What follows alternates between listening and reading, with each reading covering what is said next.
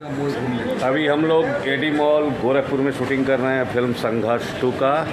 और यहाँ पे सारे टेक्नीशियन मस्ती से अपना काम में लगे हुए हैं। पराग पाटिल जी और अखिलेश जी वेट कर रहे हैं खेसारी जी का।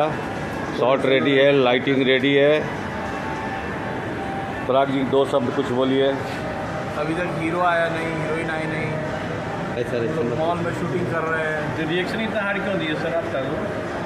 और उन लोगों का चेंजिंग है, इसके वजह से इंतज़ार कर रहा हूँ मैं। जल्द से जल्द बहुत सारा काम है, प्रोड्यूसर का प्रेशर है, एक डायरेक्टर के ऊपर बहुत सारा प्रेशर होता है काम करने के समझ लिए।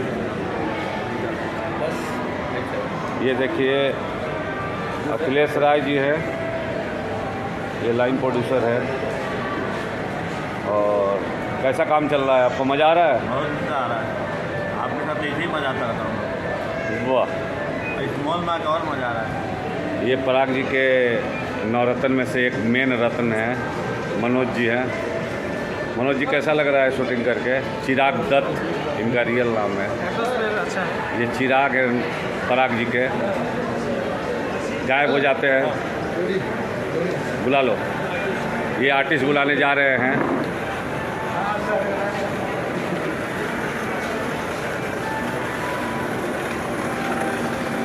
और ये कैमरा लगा हुआ है, इंतज़ार कर रहा है आर्टिस्टों का।